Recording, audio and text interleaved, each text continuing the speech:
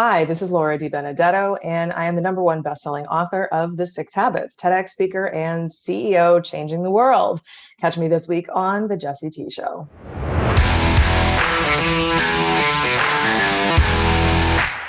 Laura Dibenedetto, welcome to The Jesse T Show. Thank you for having me. I'm excited to chat with you. Yeah, there's so much there's so much that we just kind of connected on before jumping on air. We found out that we're both massholes. Oh, I love that you just said that. Yes, we are. Yeah. It's one of those things where it's a tough part of the country to grow up in, from winter 8 months out of the year to people that are just kind of on the go. I mean, thank God buddy. we don't live there anymore. Yeah, there's a reason I do palm trees and sunshine now. I lived in Maui for a year and a half. Epic, loved it. Now I live in Jacksonville, Florida, which I'm surprised is real Southern, y'all. And it's so nice. I'm not used to manners, so I'm gonna have to watch myself. So they don't swear here. I was like, great. I'm not gonna make a single friend. You might make all the friends, because I was that same way when I came down from Boston. I was definitely, and I had just come out of the military. I was definitely potty mouth everything, and my accent was super thick. And I was doing outside sales door to door. So I was and this is in Georgia. I was in Atlanta. I'm still here, but I was in Atlanta, Georgia, with this accent, with this potty mouth. And because I was so different than everybody else, people actually had an affinity for that, because it wasn't the same old, same old. So it actually works to your benefit. So keep dropping the F-bombs and keep doing you. Don't worry. I'm going to do that regardless. And if I make friends, great. And if I don't, great. Either way, I win. So I'm fine. Beautiful. Well, listen, tell us a little bit about your story and your journey a little bit, and we'll dive in. Sure. So I'm most notably recognized for being the number one best-selling author of These Six Habits, and also a TEDx speaker, which is super cool.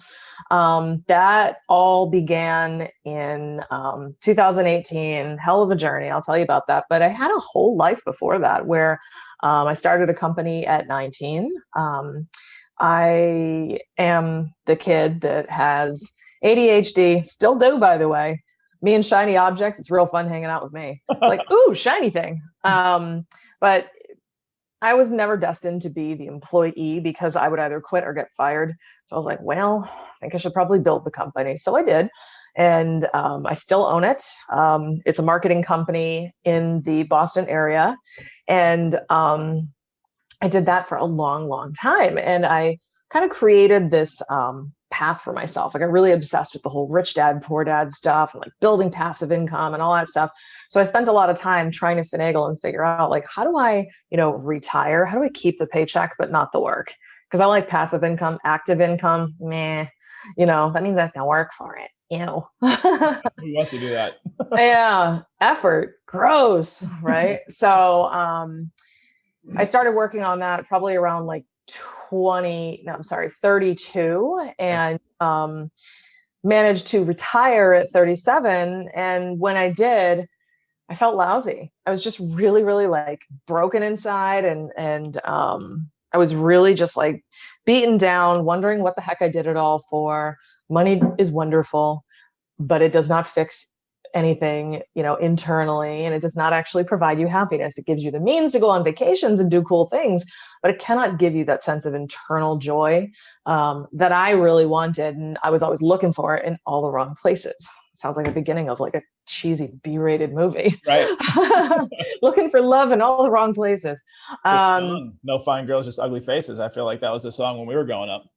Probably, but I'm not cool enough to remember which one. So I just started really looking and studying, and don't let the pretty face fool you. I am a nerd and I love science. So I started looking into the science of habit and psychology, and really trying to understand, what is it that makes a person happy? Who were some of your teachers, so to speak, at that point, in terms of who you're learning from about habit and psychology? Because I'm big into that myself. So I'm interested to hear. There were no specific names. So Really? I'd love to set you on a path, but I was researching anything and everything, and I was looking more at a lot of scientific studies that had been done, a lot of scientific journals and things like that. I told you, hyper nerd, it's a thing. But just being able to like research and find a lot of like data based on studies that other more aggressive folks have done that I didn't have to do, that was really exciting. So then I started putting a lot of things to the test to figure out, well, let's give this a shot and see if I can actually find true happiness. And it'll have nothing to do with dollars. And well, I enjoy being my own guinea pig. That worked out really well. So I found the kind of happiness I'd always been looking for. I found self-confidence that no matter what has been thrown at me in 2020, and quite a bit has, it has not shaken the core of who I am. I'm still kind to myself. I still love me. I'm still like, no, I'm great. I'm like my own personal hype person. And yeah, it's been a really big difference. And the thing that surprised me to learn is like all of the research that I did that led to me creating the book and doing the TED Talk and changing my own life. It was so easy to apply to anybody's life. So that's why I did all the things of writing the book, and my audiobook just got released on Audible like 2 days ago, and I got a bunch of sales already, and I'm stoked. So Hell yeah. Are you a fan of Tim Ferriss at all? I'm not, I know who he is. And someone gave me his book, and I think I opened the jacket and that was it. Yeah. There's a Shame lot on of me. what you're saying that you've done just innately is who you are, that he preaches and teaches. And he's, I was big in him for a long time, but he's a self-described guinea pig as well. Another, like this is like kind of our tribe, guinea pig nerds kind of people, because I'm there with you. And he's the Love same it. kind of thing where he's crafted his business to support his lifestyle. And so he has like a lifestyle type thing, and he's super successful speaker, all these different things. And Yeah, he's like the 4-hour work week dude, yeah, right? that was where I was kind of going, was the 4-hour work week, where you craft these things around you and eventually you just kind of enjoy your life. And that's the thing is, so I'm a wealth manager by trade, and most people think that, like you said, if you have the money, you're going to be happy. But no, the happiness comes along with like you being internally happy and grateful and humble and self-aware and all these different things that have become kind of cliche, but they're super important. And money doesn't bring happiness. You bring the happiness to the money. And if people, Absolutely. Money is simply a tool. yeah, it's a tool. It's absolutely a tool. It gives, and lots of people that have money, by the way, they don't even know how to use it to do anything that might get them to a place of being happy. Sometimes the only happy tool you need is $14 to buy a book. Preach, sister. Preach it. I love it. Oh, preach. Preach. So with people that are wealthy, just to kind of button that up, is, they would trade anything for more time or for their health at the end of the day. And so living your life of abundance and being able to grow your life to where it is today. Tell us a little bit about that first business, the marketing business in Boston, and how did you scale that, and that you're still running that, it sounds like, and how did you pivot from that to like the next thing? So, well, personal thing, I just work your ass off. Like I sold and I sold and I sold. And if you ever want to grow a company and you're the owner of it, you better like sales, because if you don't, you're poor. Sales is the language of money. Yep. And so I am not shy. I'm an introvert, but I'm not shy. So I'll start a conversation with anybody, and I'm a really good problem solver. So I just made it my mission to sell and sell and sell and sell and sell. Can you tell us about the dynamic? Because, there's a lot of people in here that are salespeople, or they work in a sales. I mean, sales is the lifeblood of any company. Without sales, there's no money, right? Like Correct. Exactly what you just said. And you're talking to a reformed outside sales guy many years ago that was doing door-to-door sales, cold call commission. So I'm an introvert too, but I could strike up a conversation with anybody and carry that conversation. So talk a little bit about your dynamic. Were you pitching and selling to other business owners? Like, what was that dynamic like? And how did that actually like play to your benefit in terms of learning about sales? Sure. Well, I mean, I actually learned about sales when I was in grade school, when they handed me the catalog filled with Yankee Candle stuff. Here, go to door and sell candles and win a bike if you sell more than anybody else. I'm like, I don't have a good bike. Okay, challenge accepted. So I would go out there and I would just go out and sell whatever. And then there was like the old home day in Charlton, Massachusetts. And they're like, hey, can you sell some t-shirts? We really need to raise some money. Done. Walk around, walk up to total strangers. Hi. I'm a cute little girl. Want a t-shirt? Like, you got to work with what you have. So then as I got older, at the end of the day, it was really like, there's prospecting and then there's the selling. And then the prospecting itself, it's uncomfortable as all hell, but once you just get comfortable with that you're not going to be comfortable and just do it. You start conversations, never so I ultimately did a whole bunch of Sandler training, which is really cool. But for the first 10 years, apparently I was living a lot of the principles. One of the things within Sandler training, they have this concept called pattern interrupt. So, most people will be like, hi, can I speak to the person in charge of blah, blah, blah? I never did that because I found it would be boring. And a good pattern interrupt would be to interrupt that pattern that, the prospect is used to. I would usually be like, hi, my name's Laura. No, we do not know each other. Yes, this is a sales pitch, but I'm wicked nice. Would you talk to me anyway for like 30 seconds? I swear to God, I'll even tell you a joke. You just said wicked, like, by the way. Okay, what? You just said wicked, by the way. Your Boston showing. Oh, I know. Yeah, it's a thing. So, but I get people like just to be okay with just hearing what I have to say. I got a lot of no's, but it's like, just keep hammering the phones. So it created a lot of opportunity, and my ability to actually sell once you're in the sales environment, it's all about listening, and it's not about talking and your stupid fucking flip chart. Like, nobody gives a shit about you or what you're selling. What they care about is themselves, their problem, their pain, and whether or not you can solve it without being a sleazeball. That's it. I'm good at that. I have high integrity. I refuse to lie to people. I have really good prices on a lot of things, and we deliver exactly what we say we're going to do. And if we fuck it up because we're human, we always make it right. That's it. And at the end of the day, people just want to be treated with respect. Yep. So that is the whole approach to selling. And basically the entirety, harkening back to your question a few minutes ago, how did I scale it? I sold a lot of shit. And, it's like, chicken, egg. Do I have the staff or do I make the sales? Do I have the staff? Do I make the sales? Fuck it. Go make the sales. Go make, and then find the staff and then just hurry up. Hey, can you do this thing? Sure can. Catch me 3 hours later, furiously Googling, trying to figure out, how do I do the thing? I just sold it. Shit. Yeah. So it's been a really remarkable way to grow, solve problems, learn about people, really like be able to create a company and like a really cool culture of like listening, pivoting quickly. Of course, after 2020, if I hear that word pivot one more time, I'm probably going to vomit everywhere. I think you just said it 3 times in one sentence. So I know. It's just that and the word paradigm. No, we're done with that word. Yeah. So it was interesting to grow the company, scale it, and just really add people. And it was really stressful. I'm not going to lie to you. I had a lot of fun doing it, but you can be very stressed out by things that you enjoy. Yep. 100%. And I was. And so how did you remove yourself from that stress? Well, I worked on retiring and extricating myself. So I found someone to replace me. So I own the company.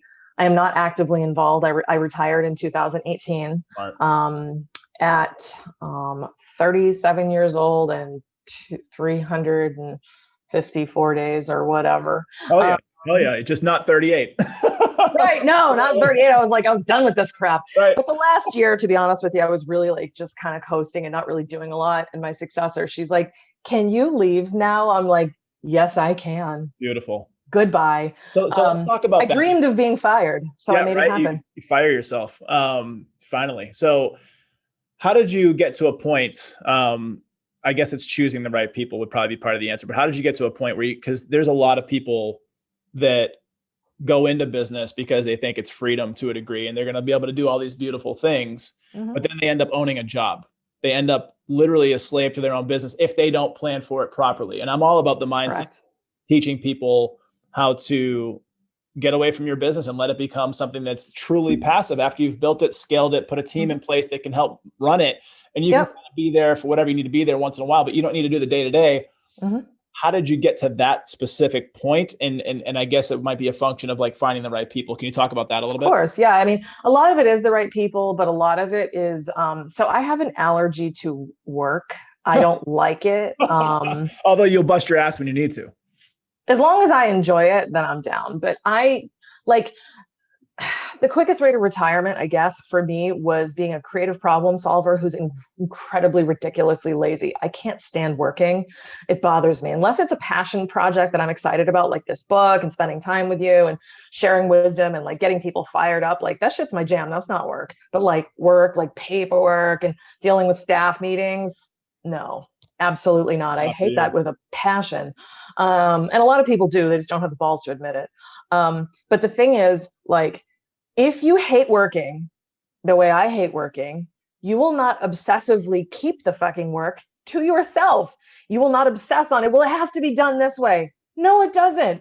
It needs to be done in such a way that the client is happy and comes back, and the staff is happy and they continue to come back. Other than that, I give no fucks. Just do it well, have high integrity, go with God. Goodbye. Like, you're an adult. Like the way I run my company, we have unlimited paid time off because I believe my staff members are all adults and they're not children that need to be micromanaged. I've always had a very extremely hands-off management approach. It's like, do the thing when I said to do it for, in the quality range that I said to do it in, and we're good. Yeah. Any deviation and you can't be here. So there's like a level of adulting and responsibility that's like a cultural manifestation that I had to create and find these people. And my successor, Julia, she's very much the same way. And she's kind of helped to create that legacy. So, you know, we're there to support, but not to crack the whip, because people actually hate that. Yeah, like I believe in a culture of respect. I want to be respected. I give respect. And, you know, it's just like, I don't know, man, like lazy people will always find the most efficient way to do something because they want to do as little of it as humanly possible. Yeah. Ask a lazy person how to like solve a problem. I'm not saying, you know, they're always going to find the best solution. But they'll find the quickest, least amount of work way. Path of least resistance. And like, for me, it was like, how do I get out of here? So I don't actually have to do all this work. And what I can do is basically my job will be reduced to insurance, legal, executive matters, and just making really big decisions on things like, what do we do when COVID strikes? Like, what do we do then? Or when Julia gets cancer, what do we do then? So, because she got cancer last year. So, how's she doing with it? I mean, it's a journey. She's gotten over like the biggest hump. Damn. You know, it's just a lot. 2020 was a bitch. 2020 still sucks. Yeah. Yeah. It's fucking gift that keeps on giving. It's like herpes. It won't go away. Have you shifted your paradigm and pivoted? Shut up. Fucking shut up. So okay. So I had to do it. You set me up. I know. I walked into that. Right. Damn it. So now that you've scaled this company and you built it to where it is, and obviously you have these beautiful, amazing people around you to, you know, run it. Right? Yep. Tell me about the next step from there. What'd you do from there? Well, in 2018, I told you I barely worked. So it was kind of just like the process of Julia kicking me out, which I was telling her I really needed to do. She's a really fast learner. So, you know, my goal was to get her up to speed. The original plan was to like onboard her fully over 5 years. But after like 1 year, I was like, how do you feel about accelerating this by a lot? Because I'm tired and I don't want to do this anymore. It's not that I didn't love it. I was just really crispy, you know? So the last year, you know, it was just like, you know, transitional duties of like, train me on this. Can you handle this? Can you make it so I can do that? Can you solve that? Sure. Last year, I really didn't do a lot. And I had a lot of time to just think and sit with myself.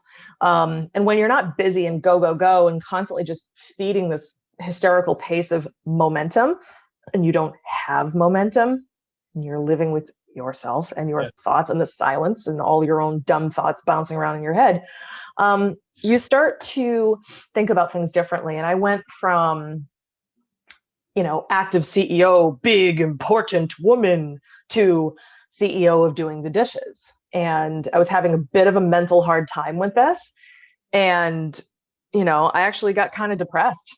I got really depressed, like catatonic depressed, staring at the wall for days. I remember it was in August of 2018. And that's when this whole thing just got started, because I was like, okay, so I built this thing and I was filled with, but I didn't build it big enough. I didn't do it fast enough. I don't have as much money as other people. I'm not Jeff Bezos. I'm not this. I'm not that. I was living for joy. you know? Yeah, like I was living in the biggest state of I didn't, I'm not, I can't, I failed, I Yeah. suck. Meanwhile, I still eclipsed a lot of people, but I couldn't see that. I just hated myself and everything I'd ever done, and I wasn't proud of myself or my company. I just felt like a quitter and a loser. Yeah. So how'd you, That's stupid. no, I mean, it's real, and Yeah, it's the but I'm human just saying the condition. absurdity of it, you know?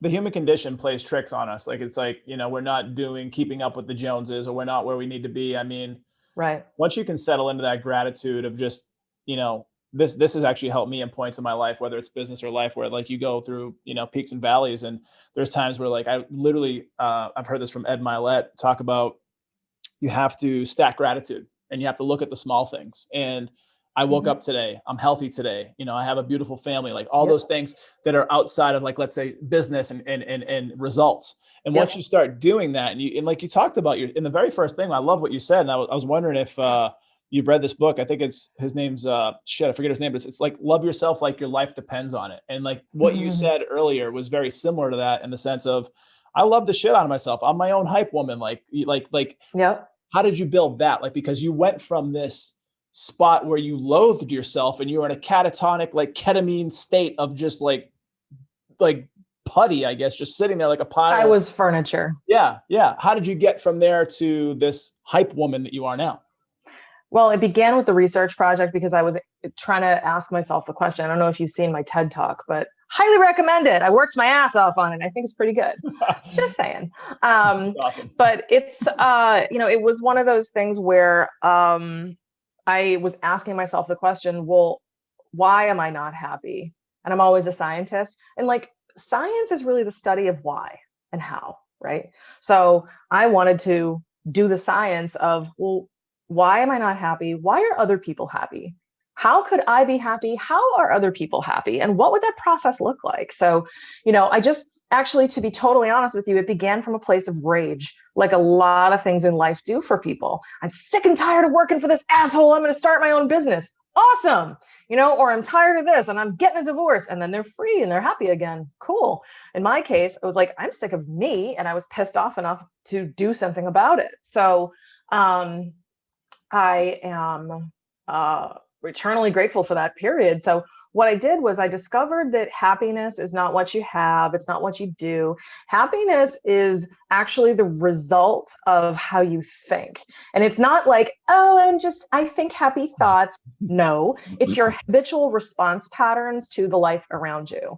So there are 6 mental habits, which I detail in my book, 6 mental habits that we need to employ to be our best selves, our happiest selves, to like get through 2020 and not put a bullet in your head, like not quit when shit gets really rough, like not, just lash out at people around you when things are hard. Like, happiness is so much more than just having this big plastic grin on your face, and that's the thing that really kind of pisses me off about the self-help world. It can feel very plastic. Yes. And I don't live in that space. Like, if you're feeling mad, great. It's a tool. Explore the shit out of it. Oh, you're afraid? Awesome. It's a tool. Learn why you're afraid and use it to inform how you should proceed, not if you should proceed. Beautiful. So anyway, going back to the 6 habits, gratitude is one of them, but in an extremely detailed, deep way.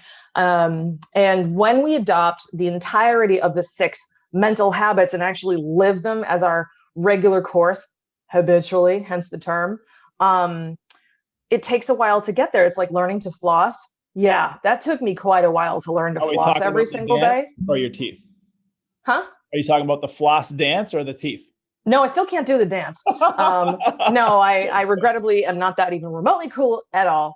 But no, like, I don't know what's harder, like quitting smoking or starting flossing, right? But like, how do you make yourself do something? You have to consciously do it. And then eventually, if you do it just long enough, it's muscle memory, brain memory, and then your brain just makes you do it. So now it's one of those things where, like, for me, I brush my teeth, automatically floss, automatically. And the whole point of all the habitual work that I did was, what is it that makes people happy? Oh, it's habit. Oh, it's mental habit. And then the next question was, well, how does one acquire said habits? Because I'd like to acquire these. And that's where a lot of my research resulted in the 90-day habit mastery program, because I'm a marketer, and I say this, marketers tend to be full of shit, and they want to tell you what you want to hear. I don't, which might make me a shitty marketer, but it's a high integrity thing. Habits take 66 days minimum to form, which means, I'm sorry, baby, you're gonna have to do it a lot. This isn't easy. It isn't fun. It's not 28 days and I'm 42 pounds lighter. No, it's, you have to repetitiously, consciously do it when it's icky and weird. And then it'll stop being icky and weird. And then you'll stop having to think about it. And then it's like, oh, look at me. I'm a fucking baller. Yeah. Look at that. I love that you said that, because there used to be this old bullshit idea that it was 21 days. Heard that one too. Yeah. Mm-hmm. And it's at least 66 days. I usually err on the side of caution. And you said the day 90 for your program, but I say 90 days because I'm into a lot of weird shit, like like a ton of weird shit. And it takes a long time of doing the weird shit and feeling awkward and stupid about it. And like, what the hell am I doing? And repetitively just reiterating, getting better and just building that habit. And so who were some of the, I guess, the studies or people that you found these nuggets of gold that you've put into the book? Like, I mean, were there things that were like aha moments for you? Was it a habit just to even study this stuff? Like, how did that process come along? And like, what were some of the learnings that you've taken and implemented into your life and the book? So there was a lot of nuances to that question. I'm just going to go ahead and pick and choose. Yeah. The world is educational. There was no one like specific teacher. It's like my own life has been a teacher. The people around me were teachers, studying people online. And actually, I'm a professional people watcher and I'm just a nosy bitch. So that made me really, really good at this whole research thing, just watching people, asking a lot of people questions and getting nosy. I've never minded crossing the border into uncomfortable, shouldn't ask that territory. I have a disabled dad. It's like, oh, you can't see? You're blind? What happened? Oh, blah, blah, blah. Other people won't ask. I will. So, I ask people like, oh, you do yoga. Great. Why do you do yoga? It's not that you do yoga. It's why you do yoga. It's not that you eat healthy. Honestly. It's why you eat healthy. What? To go against the grain, it takes a little bit of courage. It's not something that everybody wants to be liked at some level. And it could be different levels for different reasons. But asking tough questions is a baller move, and it's not easy to do. No, well, I learned that from all those years in sales, that asking better questions allows me to serve my clients better. And ultimately, in this instance, I was the unhappy person and I was the client and I needed that information and I couldn't let manners stand in my way. I want to be liked. Of course I want to be liked, but I'm also totally okay with it if someone doesn't like me. It's like, well, I'm awesome and fuck you because it's your loss. So you're probably boring and you stink like cheese. So whatever. I don't like you. You know what? It was such an interesting process to like really just like dive in and have this crazy collection of data. Dude, you should have seen my dining room table. Like, I am not the type of person that like lives by paper. I like, things on the computer because I don't like messes and whatever. But I made the biggest mess of my life. And it was like an index card factory exploded all over my dining room because I had notes upon notes upon notes of like, oh, well, this is connected to this. And you remember Dr. Nick from The Simpsons? Yes. Red thing's connected to the blue thing. Yeah. Well, I went on this journey to figure out like, well, what's connected to what? And I was like, originally I was like, oh, there's like 11 things here. And I'm like, no, actually there isn't. I challenged myself. I pushed and I was like, oh, it's actually 6 things. Oh, interesting. And there's lots of books that talk about gratitude, that talk about kindness, that talk about this. And sometimes people, they'll have like 3 of these things right. And that's great, but they don't couch them as habits. They don't understand them as habits. They're just like ideas that are nice to aspire to. The magic of what I was able to figure out is that there's specific habits, and everything that I created didn't come from anybody else. It came from me just being creative and living my life. Is the 90-day thing of like, okay, well, in an ideal world, someone, I would have read my book first, but I had to, research and then write it. But then there's like this whole like, okay, now you have the information. Now, where do you stand in relation to the information? And you have to figure out where your start line is in order for you to actually go on the journey. You need to know where your feet are planted. Because in these 6 habits, you're probably going to be good at a couple of them already. but might be absolutely abysmal in a few others. And you need to know which ones. It's read the book, do the self-awareness exercises that come with it. And then from there, then you are ready to actually take on and master these mental habits that will let you be your best you, your happiest you. I have so many questions. The first one I want to talk about is I have so many questions. So many, yeah. How I feel when I watch the news. Right. Right. Depends on which outlet you're watching, and they're all shitty for the most part. So yeah, basically all of them.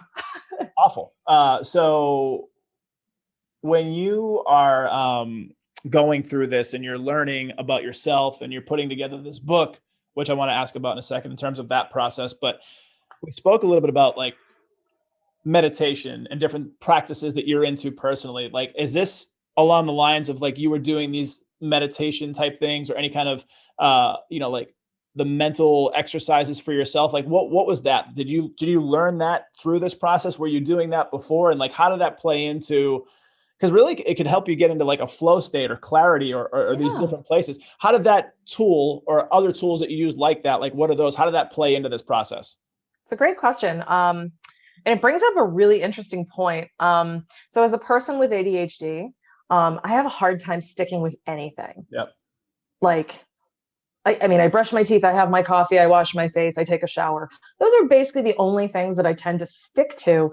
So like having a habitual process, like I remember Hal Elrod's book, The Miracle Morning, really, struck something in me. I did his 30-day thing and I was like, great. And I was like, fucking great and totally unsustainable for somebody like me. Nope. So like my book, it's built for the person that basically doesn't want to have like this hour-long morning pump yourself up Tony Robbins routine. Like I built it for the mere mortal. Like I love Tony Robbins. He's a different kind of human and I love him. But like I know I don't have a house in Fiji and I don't do like crazy breath work like every single morning. Like I don't do that stuff. I don't drink celery juice. I think it tastes like salty ass and I just don't want it. I like to meditate, but my brain is sometimes like, nope, we're not doing that. I like to run. Sometimes I'm just like, nope, it's too cold. Don't want to. And most people are just like, they just want to do what they want to do when they feel like doing it. And 100%. So that's what the book is built for. Like, there's 6 habits. I'll tell you what they are. The habit of kindness to yourself, so much harder than you think. Right. Acceptance of yourself, next to impossible without the help you need. Deep, resounding gratitude for everything in life, especially the shitty stuff. Presence in all things. And living on Maui, I can't tell you how much I witness people not being present and trying to take pictures of the sunset instead of appreciating it. Goodness, which is where all of these fun things like meditation, exercise, that they live under the habit of goodness.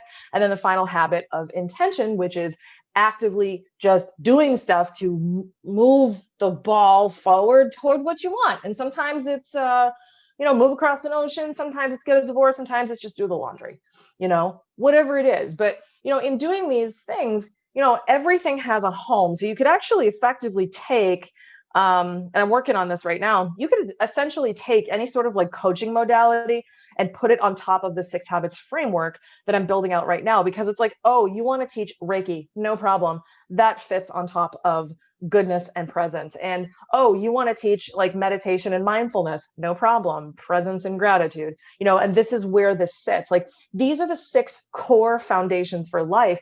And, it's one of those things where like, pick something that feels awesome, going on vacation, blowing a bunch of money, whatever, it fits within one of these 6 things. But the habit that's behind it determines like how you actually express these things. And it's not that you do it, it's why you do it. You know what I mean? Yes, for sure. Like the cliche Simon Sinek, start with why, like that actually matters, right? Like and bigger, it's your purpose, and it's what drives you and what'll help you either whether you're forming a new habit or building a company. It's like those dark times that we all have, especially as entrepreneurs. It's a roller coaster ride a lot of times, especially in the beginning for most people. Having something bigger than yourself or bigger than your attitude or bigger than like your woe is me kind of deal is super important. Totally. Talk about the interesting question I was thinking about is if you are kind of tongue in cheek, this lazy person, but you get shit done kind of thing. And like, you don't want to have a job, but you want to live a lifestyle. Writing a book for most people, I'm in the middle of my first book. Oh, congrats. Thanks. It's called Happy Wealth. So it plays into like a lot of what you're talking about the money's not the most important thing, emotional. Can't wait to read it. Finance. Yeah, I can't wait. I can't wait to read yours either. We'll send books. Okay. But I bring that up because was your path like a cluster, or were you dialed into getting the book done? Did you have help? What did the process look like for you start to finish, from the thought of writing the book to delivering the book to other people to read it? Well, the thought of writing the book was realizing how much I wanted to share the 6 habits and the major like epiphany and like spiritual mental life breakthrough that I had, and not wanting to be a selfish person and keep it to myself, because I just realized the power. And it actually came from wanting so desperately to like pour love all over 3 friends of mine. And I was like, well, I've done all this hippy dippy self-help stuff. I've done the retreats, and I've sat on the meditation pillows, and I've done all the things. Oh yes. But they haven't. So let me just write down a few paragraphs so I can just share this wisdom. Well, a few paragraphs. Apparently I am quite loquacious. So I was like, oh, that's a lot. How long is a book? Quickly Google that. Around 55,000 words. You know what? Fuck it. I'm going to go for it. So I decided to write a book, and I was like, maybe I can share this with a lot of people. And I remember sitting down and just like, it wasn't even anything where I had to make myself do it. I was so obsessed with like sharing the message. And like, that's a big part of entrepreneurship, is obsession. You have to want to do it so bad that like you forget your bladder when it's screaming at you. You're like, I have to pee. Who cares? Cross your legs harder. Finish the chapter. Right. You know what I mean? Like, that's the kind of passion that I had for sharing it and whatever. And like, you know, you have to write your shitty first draft, which you've no doubt already done. Yep. And once you get out your shitty first draft, for me, I had to take a couple months away from it, you know, but I'd shared the shitty first draft with my friends, because I was like, let's do this 90-day thing together. Let's live our lives. Right. And then I went back to it, and I'm like, oh, ooh, that is shitty. Yuck. So I was able to like get out my brain dump. Right. Then I was able to go back to it and be like, oh, well, this part's good, but it could be clearer. This part's crap. I don't know what I was thinking. And this doesn't make sense. This connected to that. I need to edit this. Let's add that, blah, blah, blah, blah. Then I had something that was really good and really substantial, but it was still kind of raw. Yep. So I hired an editing company to go through and give me punctuation, grammar, but also like heavy content edit, you know, where they would go through, read it, check for grammar and all those things, but also be like, you know, you made a lot of sense here, or you have an open thought loop that you didn't close, blah, blah, blah, and just really spot check me for good writing. Love that. By the time it was actually, you know, initial seed planted in my head to actually having a physical copy in my hand, it was 2 years.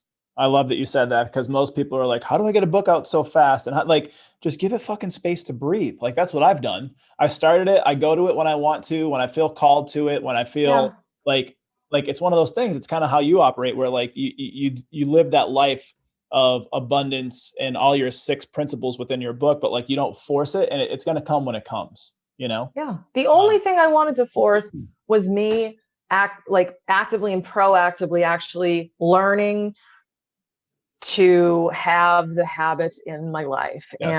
And, you know, so the 6 habit mastery program, it's a series of things that, you know, you have to do every day, but you can do them whenever you want to. It doesn't matter what time it is. And it's all a bunch of stuff that you actually just write out that makes you aware of what you're doing. It keeps you really present with each of the different things. And it keeps the 6 habits as part of your all day narrative. It's portable, you know, it's like an online and physical program companion. And it's, you know, it's in writing. So whenever anybody does it, they actually get like a physical workbook mailed to their house. You can take it with you on vacation, which I did. I went to celebrate my retirement in Maui, and I was like, this is great. I love this. And I was like filled with so much positivity, and my husband was doing it too. And you know what? I think it was like day 38. I was like, you know what? I've always wanted to live here. Fuck it. Let's do it. And through the courage of, you know, really starting to see like massive transformation, even as early as like 8 days, right? You see the results right away. It's just up to you to stick with it, because you really get to see what's possible for yourself as your new normal.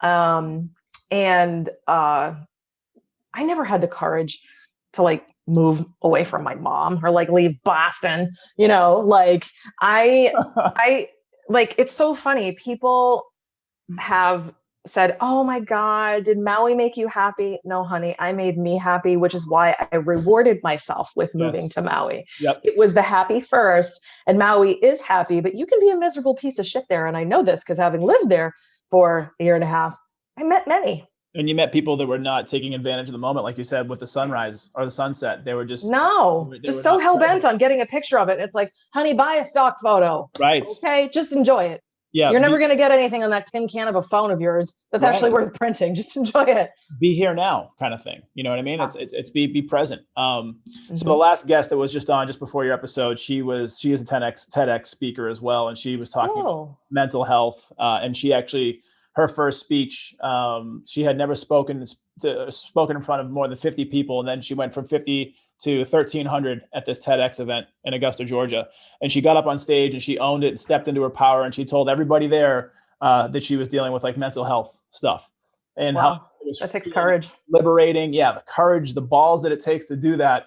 What was your TEDx experience like? And walk us through. Not that. yeah. Talk to us about that. And then she also mentioned that there was like this 90-day like pre-speech thing where she had like a mentor and a guide and like getting your speech right. Talk about your experience like that. Sure. So my speech was supposed to be April 11th in Boston, and due to the world setting itself on fire, that did not happen. They postponed the event indefinitely. And then they're like, no, actually, just kidding. They announced in August, we're actually going to do this in November. I was like, okay. Are we talking 2020? Yeah, but we're going to do this remotely. Oh, all right. So not going to fly there. I'm not going to have an audience. And you have to record it yourself. We're going to mail you a cool red rug. Nice. All right. So I have that and I love it. My cats love it. It is my TED souvenir and I love it. Come at me with my red rug. There you go. So my experience was, I don't know. It's like, it was almost anticlimactic in a way, because when I was delivering my speech, my audience consisted of 8 lovely green geckos and the videographer and his wife. Damn. And that was it. And in the middle of launching into my talk and really just kind of killing it, I discovered they were doing construction next door, because I'm like, blah, blah, blah, blah, blah, blah. And then all of a sudden, I'm like, are you kidding me? I chose this location because it was quiet. And I'm like trying to like maintain my chill and like do this whole thing. And it was like hot as hell. I'm sweating bullets. I'm doing the thing. I have no audience, so I can't even gauge like interaction. And like, I'm the kind of public speaker, you put me on a stage, I love to improvise. TED is all about memorization, which I did. And don't even ask me how I did it. Oh my God. Flashcards. Dude, my poor husband, I was like, honey, I'm not going to make you come to my actual recording because you've heard my speech 3,000 times. He's like, thank you. Wow. So, way to step up and be a badass husband. That's awesome. Yeah. It's like, maybe he has it memorized too, but, so I memorized it. I'm more of an improviser, but I memorized it, and I didn't have the opportunity to like really kind of like laugh with the audience, engage with them. And it's like, I don't know, like if I was giving my speech in person, I'd be more like lively, like Mel Robbins was when she did hers, like, interacting with the audience, like, oh, I see you laughing over there. You know what I'm talking about? Like, I love that whole riffing with the audience thing, and I can't do that. So it is, as I think, as good as it could possibly be, given that I had no audience. And it was still really cool. So when we had the event, it was basically just like a handful of people online, just all like watching each other's videos. And I was like, okay, it wasn't like the most exciting thing in the world. But when they put it on YouTube and I started noticing like the first day had like 7,500 views, I was like, oh, and there's the reaction we've been looking for. Oh my. And my heart started beating. I was like, oh crap, people are seeing this now. Okay. Yeah. Hell yeah. Hell yeah. Yeah, I got a lot of positive feedback from it, which is really, really great. People really like it. And that made me feel like really, really proud. The TED organizers were really happy with what I did. I'm so proud of the other speakers. They killed it. I had so much fun. I mean, it almost felt like this crazy little club because we're all sitting there watching each other's videos, and it just felt like this teeny tiny little room. I was like, all right, get the popcorn. Let's do this. Let's see what we made. Yay. It was you kind of have those shared experiences with people going through the same stuff. Those can build some beautiful relationships, it's really cool. So where did it go from there? So you did TEDx, and this was 6-ish months ago, not even, what was it, November? Yeah. So 2. Okay. So yeah, 2. Well, yeah, shit. I'm like ahead in my mind right now. I feel like I love that you are. You're so progressive. I'm living in March right now. Dude, you're living in the future. I am. The rest of us are in 2021, January. Damn. What a weird time. The whole thing. So when you started seeing those numbers kick up and you saw 7,500 views the first day, that you noticed it, what were some of the responses? Did you get people like that started reaching out to you, or did you kind of get some feedback on like what was going on? And then like, where has it gone since then, since November? Well, more people have seen it. It's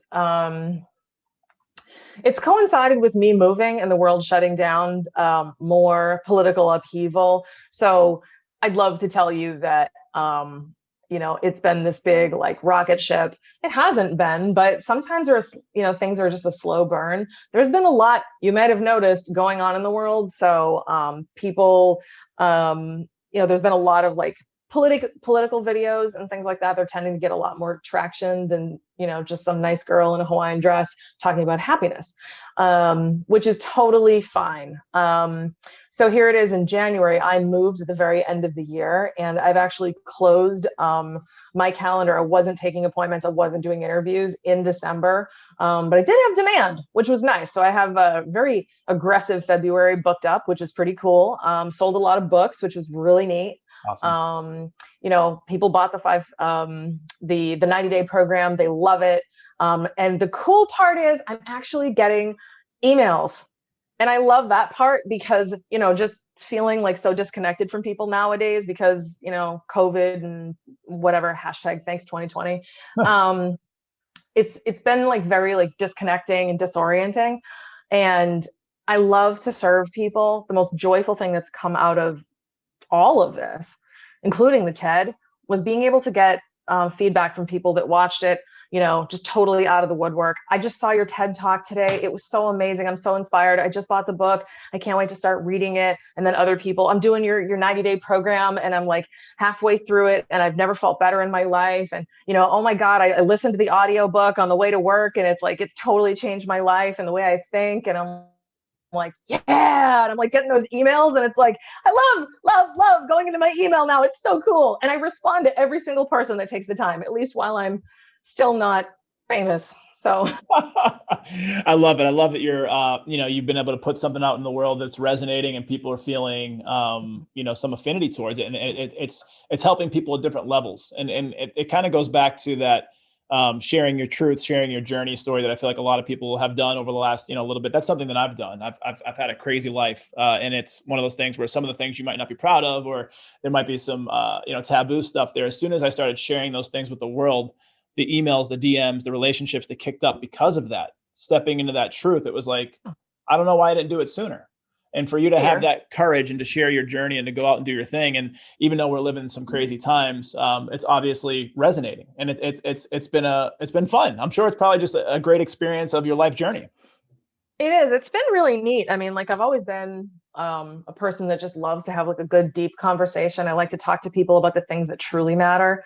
I'm terrible at cocktail parties because people want to talk about generally shallow things. And It's like, this is awful. I'm going to go pet the cat. Okay. Bye-bye. That's me. If you ever can't find me at the cocktail party, that's where I am. Go look for the cat. Right. But yeah, you're right. I mean, the biggest thing has been like service to others. And when I had the marketing company, it was all about service. I still have it, just more active role.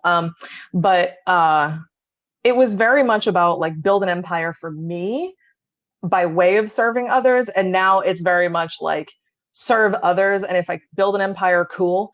But it's all about serving others and sharing this mission, which, kind of huge, but I'm really hell bent on helping this world be a better place because there's a lot of shit going wrong. Like people are terrible to each other. They don't listen. You know, you've got drinking problems, drug problems, like abuse and blah, blah, blah. And why do these things happen? Because of people's insecurity. Like the root of all problems in the world is not greed. It's not money. It's not any of those things. It's because people do not feel secure. And if you look at some of the malevolent pieces of shit doing awful things in the world right now, there is an insecurity that they are compensating for. The guy that hits his children, he's insecure about something. The woman that, you know, she's just really nagging her husband or whatever, like she's insecure about something. Like the boss that treats his employees like shit, he's insecure about something.